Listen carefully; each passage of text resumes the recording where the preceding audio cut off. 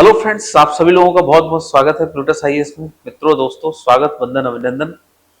आज मैं आपके सामने एक ऐसी शख्सियत को लेके आया हूं जिसके बारे में ये कहा जाता है कि यदि हिंदुस्तान के राजनीतिक मंच पर यह बादशाह कुछ साल और जीवित रह जाता तो शायद हमारे इतिहास के रंगमंच पर मुगल कभी नहीं आते।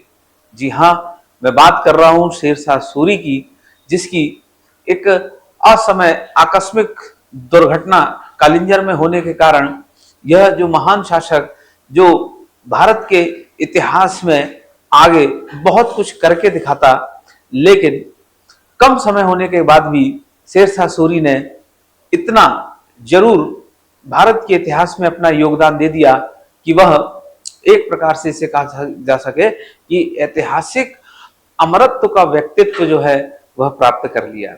यानी ऐतिहासिक रूप से एक बड़ी पर्सनैलिटी के रूप में शेरशाह सूरी ने इतिहास में अपने आप को कहीं ना कहीं शामिल करके दिखाया। तो जी हाँ, चलिए आगे बढ़ते हैं। फिर से वही बात कि यदि यह बादशाह कुछ साल और जीवित रह लेता तो हिंदुस्तान की राजनीतिक मंच पर कभी मुगल इतने प्रतिभावान या योग्य नहीं होकर सामने आ पाते। यानी मुगल जो है वो कभी नहीं इतना लंबा इतिहास लिख पाते। दूसरी बात, यदि भाग्य ने मेरा साथ दिया और सौभाग्य मेरा मित्र रहा तो निश्चित रूप से मैं एक दिन मुगलों को इस देश से बाहर खदेड़ दूंगा। ये बात और किसी के नहीं, शेरशाह सूरी ने ही, जब वह मुगलों की सेना में कार्य कर रहा था तब हुमायूं की नशा प्रवृत्ति को देखते हुए उसने यह बात की और कुछ जो अयोग्यताएं थी उसको देखते हुए कहा कि यदि भाग्य ने मेरा साथ दिया और सौभाग्य मेरा मित्र रहा तो मैं एक दिन निश्चित रूप से हिंदुस्तान से मुगलों को खदेड़ दूंगा। तीसरी बात, शेरशाह सूरी के जीवन पर एक कलंक माना गया है जब उसने रायसेन के दुर्ग पर अधिकार किया और वहां के राजा पूर्ण सेन को पराजित करने का प्रयास किया, जिसमें उसने कुरान पर हाथ रखकर कसम खाई थी कि यदि आप हमें किले की चाबियां सौंप दोगे तो हम आपको छोड़ देंगे, लेकिन ऐसा नहीं हुआ और यह शेरशाह सूरी के जीवन पे सबसे बड़ा कलंक माना गया है। चौथी बात, मैं मुट्ठी भर बाजरे के चक्कर में शायद हिंदुस्तान की बादशाहत खो देता। शेरशाह सूरी का एक प्रसिद्ध कथन है कि मैं मुट्ठी भर बाजरे के चक्कर में शायद हिंदुस्तान की बादशाहत खो देता। यानी युद्ध भी लड़ा तो ऐसा युद्ध लड़ा जिसमें फायदा कम हुआ, नुकसान ज्यादा हुआ, तो ऐसा युद्ध हार से कम नहीं है जिसमें बहुत सारे सैनिकों को खोना पड़ा। चलिए बात करते हैं शेरशाह सूरी की। शेरशाह सूरी का जन्म होता है, इतिहासकार कानूनगो के दृष्टिकोण से 1472, कानूनगो के दृष्टिकोण से 1472 में जन्म होता है। होशियारपुर, पंजाब में स्थित है। होशियारपुर बजवाड़ा में शेरशाह सूरी का जन्म होता है। शेरशाह सूरी के पिता का नाम हसन खान था। शेरशाह सूरी के जो पिता थे, इनकी 4 बीवियां थी, 4 पत्नियां थी और इनके 8 पुत्र थे। लेकिन शेरशाह सूरी के जो पिता थे हसन खान, वो चौथी पत्नी को ज्यादा मानते थे और शेरशाह सूरी पहली पत्नी के पुत्र थे। शेरशाह सूरी जो है वो पहली पत्नी के पुत्र थे। तो शेरशाह पहली पत्नी के पुत्र थे। फोर्थ जो पत्नी थी को हसन खान ज्यादा मानते थे। यही कारण है कि शेरशाह सूरी का बचपन अच्छा नहीं बीता। माता और सौतेले भाइयों से लगातार संघर्ष होता रहा, तो इनको प्रारंभिक शिक्षा के लिए शेरशाह सूरी को भेज दिया गया जौनपुर। शेरशाह सूरी को प्रारंभिक शिक्षा के लिए भेज दिया गया जौनपुर। और जौनपुर में जब शेरशाह सूरी ने प्रारंभिक शिक्षा प्राप्त की तो वहां पर विद्वान मौलवी लोगों ने देखा कि यह बालक प्रतिभावान है, ये बहुत योग्य बालक है, कम उम्र में ही इसने बहुत सारी भाषाओं को सीख लिया।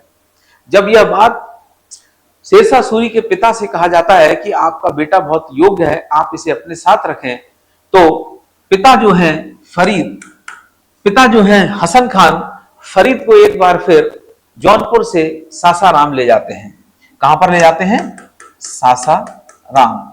और सासाराम की जागीर के मालिक थे पिता हसन खान, इनके पास सासाराम की जागीर थी। सासाराम की इनके पास जागीर थी। अब पिता के साथ सासाराम की जागीर में यह कार्य करने लगे शेरशाह सूरी। लेकिन वही बात कि कोई भी योग्य व्यक्ति, उससे जलने वाले लोग ज्यादा पैदा हो जाते हैं। कोई भी व्यक्ति जो योग्य है, क्षमतावान है, वो थोड़ा सा आगे बढ़े तो कहीं ना कहीं ज्यादा जो है व्यक्ति उसके विरोधी बन जाते हैं।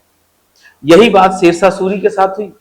उसके भाई, सौतेले भाई, माता फिर जो है संबंध बिगड़ने लगे।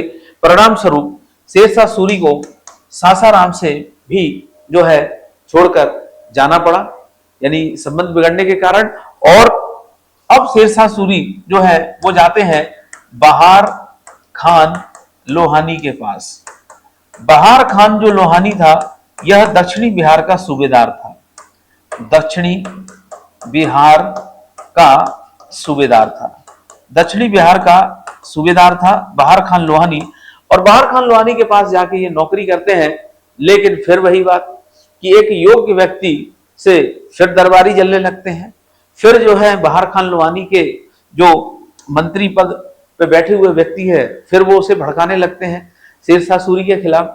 तो बहार खान लोहानी के यहाँ भी नौकरी करते हुए शेरशाह सूरी की योग्यता और प्रतिभा को दरबारी हजम नहीं कर पाए। फिर जो है बहार खान लोहानी को बार बार भड़काने पर कहीं ना कहीं संबंध खराब होते हैं। अब यहां से भागने के बाद शेरशाह सूरी जो है वो जाते हैं बाबर की सेना में। और बाबर की सेना में रिक्रूट होते हैं, भर्ती होते हैं, बाबर की सेना में शामिल होते हैं। और यहीं से शेरशाह सूरी जो है उन्होंने चंदेरी के युद्ध में शेरशाह सूरी ने जो है नेतृत्व किया था और चंदेरी के युद्ध में मेदिनी राय को पराजित भी किया था। और यहीं पर शेरशाह सूरी किसको देखता है? हुमायूं को देखता है, यानी बाबर का पुत्र जो था। और हुमायूं को देखते हुए उसकी एक प्रकार से अयोग्यता और नशा प्रवृत्ति को देखते हुए अनायास ही शेरशाह सूरी के मुंह से यह बात निकल गई कि यदि भाग्य ने मेरा साथ दिया और सौभाग्य मेरा मित्र रहा तो मैं एक दिन मुगलों को इस देश से खदेड़ दूंगा। यानी मुगल देखने में ज्यादा ताकतवर लगते हैं, उतने वास्तविक रूप में वो ताकतवर नहीं है। जितने दिखते हैं उतने वास्तविक रूप में ताकतवर नहीं है। ये शेरशाह सूरी का मुगलों के प्रति कथन था। उसके बाद शेरशाह सूरी यहां से फिर जो है कुछ समस्याएं और कुछ जो है फिर झगड़े होते हैं। तो यहां से भागकर शेरशाह सूरी फिर चले जाते हैं बहार खान लोहानी के पास। और बहार खान लोहानी के पास शेरशाह सूरी फिर जाते हैं। और इनके पास जाने के बाद शेरशाह सूरी माफी मांग लेते हैं कि मुझसे गलती हो गई थी, मैं चला गया था। और यहां पर जब वापस लौट के आते हैं तो शेरशाह सूरी फिर जो है बहार खान लोहानी का पुत्र था जलाल खान, पुत्र जो है इसके संरक्षक के रूप में कार्य करने लगते हैं और पूरा साम्राज्य देखने लगते हैं दक्षिणी बिहार का। लेकिन उसी समय बहार खान लोहानी की मृत्यु हो जाती है। तो बहार खान लोहानी की जो पत्नी थी, उस पत्नी का नाम था, बहार खान लोहानी की पत्नी का नाम था दूदू बेगम। तो बहार खान जो लोहानी की पत्नी से शेरशाह सूरी क्या कर लेता है? विवाह कर लेता है। बहार खान लोहानी की पत्नी दूदू बेगम से शेरशाह सूरी विवाह कर लेता है और वो दक्षिणी बिहार का शासक बन जाता है। लेकिन ये पुत्र जलाल खान संघर्ष करता है, लेकिन ये संघर्ष में पराजित होता है और बंगाल भाग जाता है। और इस प्रकार शेरशाह सूरी बंगाल यानी दक्षिणी बिहार का शासक बन जाता है। ठीक उसी प्रकार चुनार का जो किला था, चुनार यूपी अवध का क्षेत्र कहा जाता है, तो चुनार के किले का जो किलेदार था उसका नाम था ताज खान। ताज खान की मृत्यु हो जाती है तो शेर शाह सूरी जो है ताज खान की पत्नी जो है लार्ड मलिका से विवाह कर लेता है।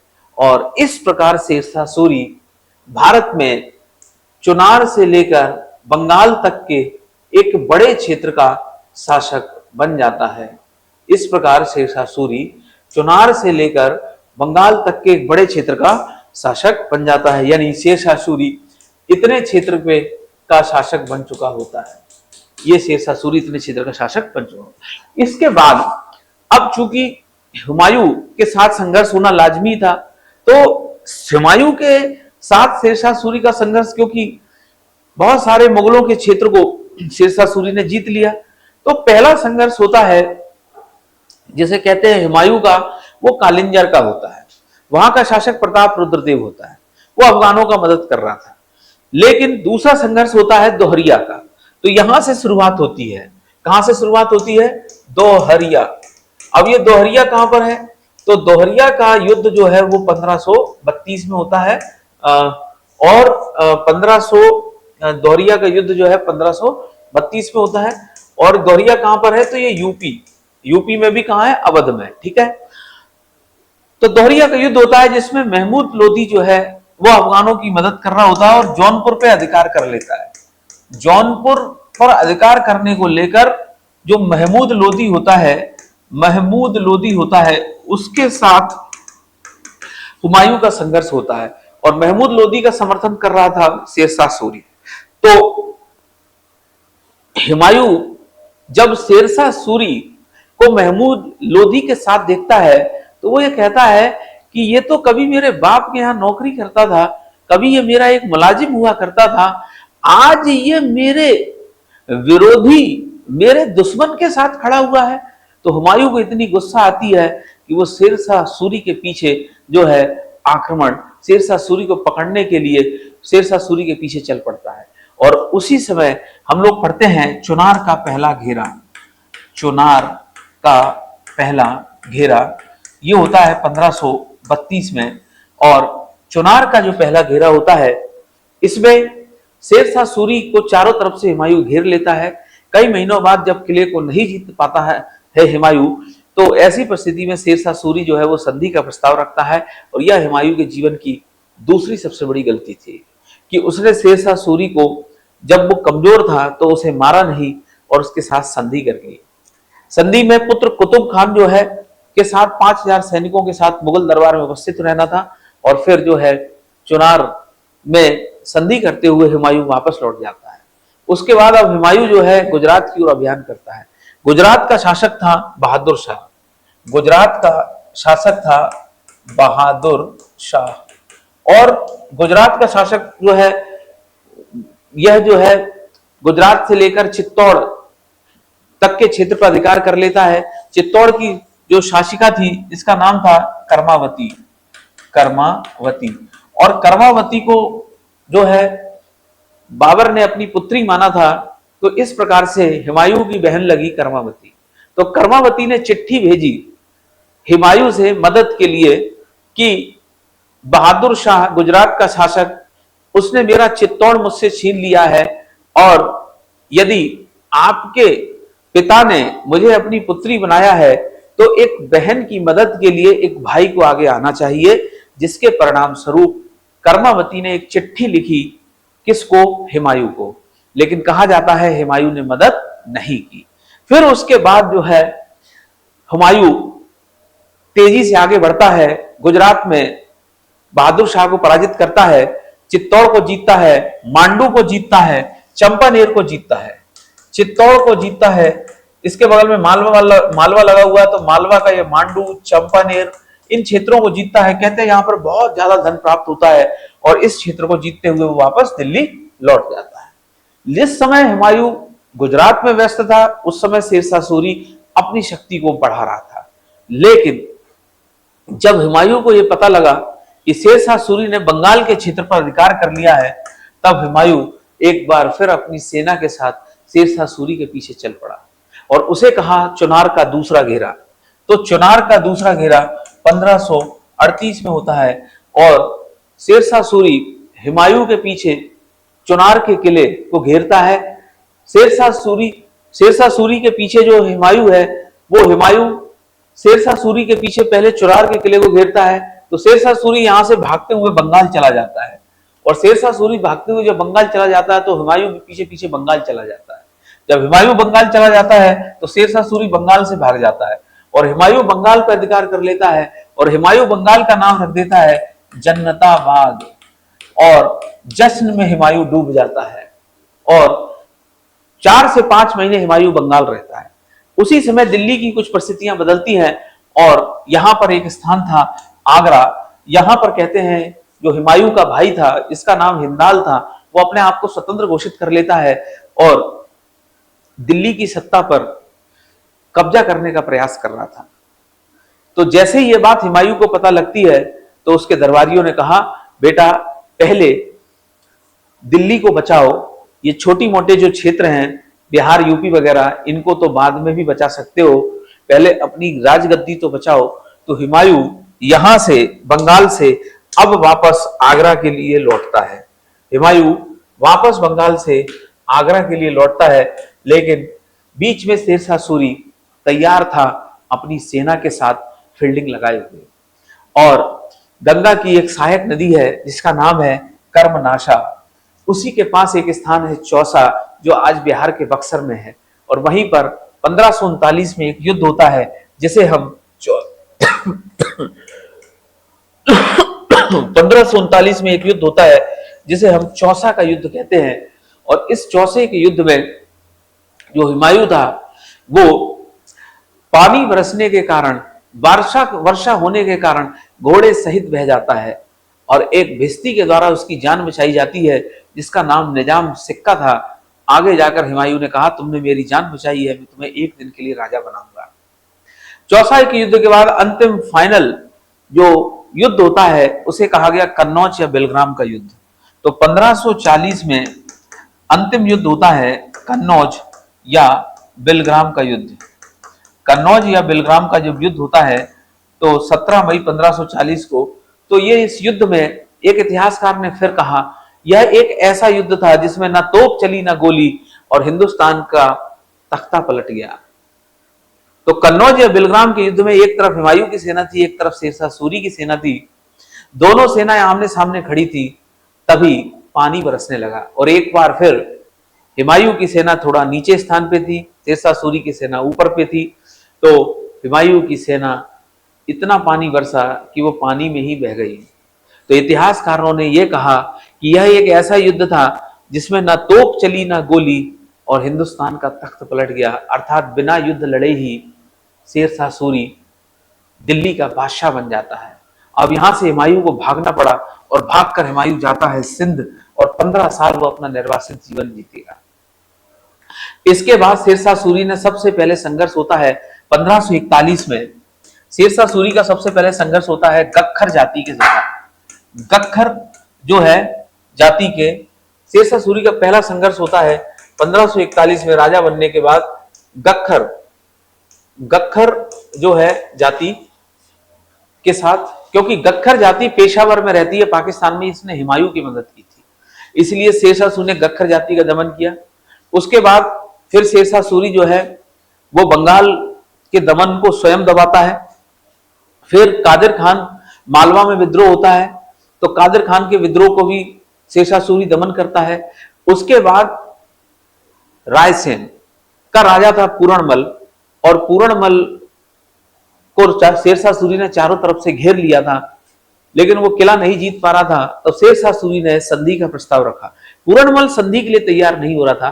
पूरणमल रायसेन का राजा था, रायसीना दुर्ग मध्य प्रदेश में है, भोपाल के पास स्थित है। तो पूरणमल जो है वो संधि के लिए तैयार नहीं हो रहा था। तब शेरशाह सूरी ने कुरान पर हाथ रखकर कसम खाई और कहा, यदि आप, एक पत्र लिखता है कि मैं कुरान पर हाथ रखकर कसम खाता हूं, यदि आप मुझे किले की चाबियां और धन सौंप दोगे तो मैं सभी राजपूत स्त्रियां और सभी लोगों को जिंदा छोड़ दूंगा। पूरणमल पहले तो जो है वो मना करता है, लेकिन बाद में दरबारियों के कहने पर वो संधि स्वीकार कर लेता है। जैसे ही पूरणमल किले से बाहर आता है, शेरशाह सूरी की जो सेना है वो क्या करती है, राजपूत स्त्रियों को अत्याचार और उनको मारना प्रारंभ कर देती है। शेरशाह सूरी की जो सेना है वो क्षत्रियों को मारना प्रारंभ कर देती है। परिणाम स्वरूप राजपूत क्षत्रियों जो थे उन्होंने डटकर शेरशाह सूरी से मुकाबला किया और अपनी जो उनकी स्त्रियां थी उन्होंने अपनी स्त्रियों को भी मार दिया। और वहां कहते हैं बहुत सारी राजपूत जो छत्राणियां थी, स्त्रियां थी, उन्होंने जौहर कर लिया। इस घटना को शेरशाह सूरी के जीवन पे कलंक माना जाता है। उसने कुरान पर हाथ रखकर झूठी कसम खाई। कहते हैं उसका पुत्र कुतुब खान जो है इस घटना का साक्षी था। कहते हैं उसे इतनी ग्लानि हुई कि उसने आत्महत्या कर ली। उसके बाद जैसा मैंने कहा गिरी सुमेल का युद्ध या मारवाड़ का युद्ध, तो गिरी सुमेल का युद्ध या मारवाड़ का युद्ध, यहाँ का शासक कौन था? मालदेव था। और मालदेव जो था ये कहां का शासक था? जोधपुर। जोधपुर को क्या कहा जाता था? मारवाड़ कहा जाता था। ठीक है, 1543 की बात है ये। तो गिरी सुमेल का जो युद्ध है, इस युद्ध में शेरशाह सूरी ने एक फर्जी पत्र तैयार किया और ये पत्र जो है किसी माध्यम से मालदेव के पास पहुंचा दिया। और इस पत्र में यह लिखा, यह फर्जी पत्र था, इस पत्र में यह लिखा कि मालदेव के सैनिक ये कह रहे हैं, मालदेव के सैनिक ये कह रहे हैं कि आप युद्ध करो, जैसे ही युद्ध होगा हम मालदेव के खिलाफ गद्दारी करके मालदेव को पकड़वा देंगे और उसे मौत के घाट उतार देंगे। यानी शेरशाह सूरी ने एक फर्जी पत्र तैयार किया। वो फर्जी पत्र जो है मालदेव के सैनिक सेनापति लिख रहे हैं। किसको लिख रहे हैं? शेरशाह सूरी को। यह पत्र जो है किसी माध्यम से शेरशाह सूरी ने मालदेव तक पहुंचा दिया। अब मालदेव जैसे ही ये पत्र पढ़ता है जिसमें यह लिखा हुआ था मालदेव के सेनापतियों के द्वारा कि आप युद्ध की तैयारी करो। किससे कह रहा है ये? मालदेव के सेनापति किससे कह रहे हैं? शेरशाह सूरी से। आप युद्ध की तैयारी करो, जैसे ही युद्ध होगा हम गद्दारी करेंगे और मालदेव को पकड़वा के मौत के घाट उतरवा देंगे।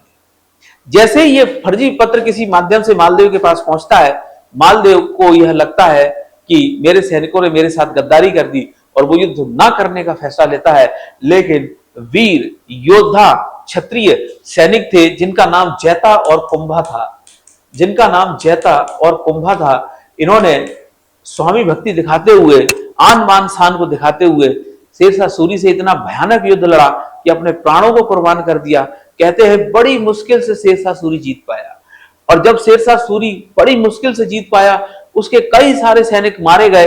तो जीतने के बाद शेरशाह सूरी ने यही कहा कि मैं मुट्ठी भर बाजरे के चक्कर में शायद हिंदुस्तान की बादशाहत खो देता।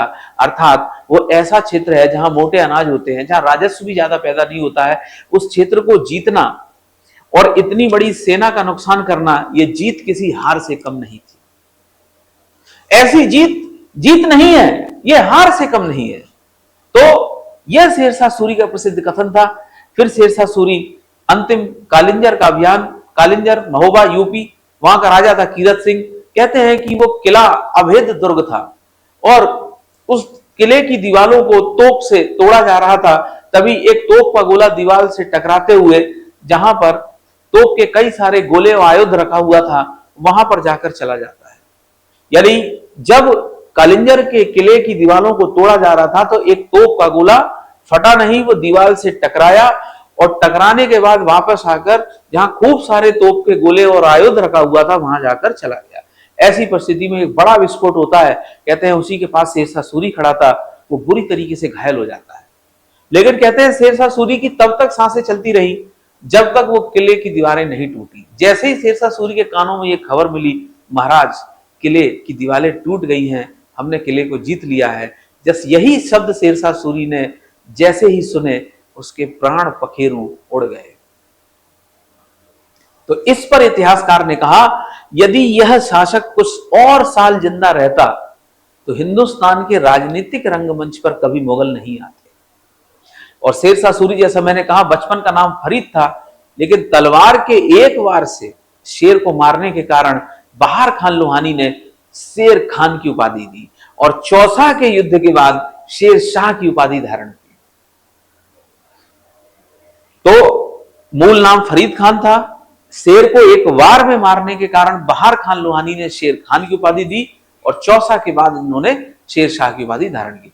लेकिन महान क्यों कहा जाता है? क्योंकि प्रशासनिक व्यवस्था में बहुत अच्छे कार्य कराए, कई सारी सराय बनाई, सड़कें बनाई, जीटी रोड की मरम्मत करवाई, 1200 से ज्यादा सराय बनाई, फिर चांदी का सिक्का चलवाया जो अकबर के लिए महत्वपूर्ण योगदान रहा, फिर इसके अलावा चांदी का टंका चलाया, फिर भूमि को मापने के लिए कई प्रकार की व्यवस्थाएं चलाई, फिर इसके अलावा जो है प्रांत परगना सरकार, इस प्रकार से भूमि का एक जो है मापने के लिए कई प्रकार से जो है भूमियों का विभाजन किया।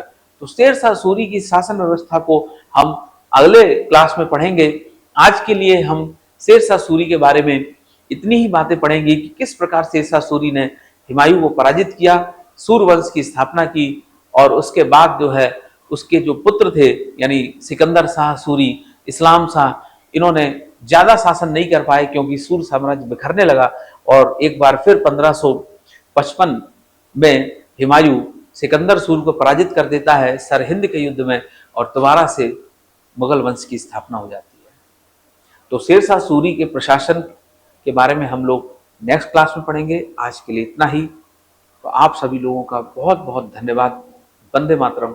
भारत माता की जय।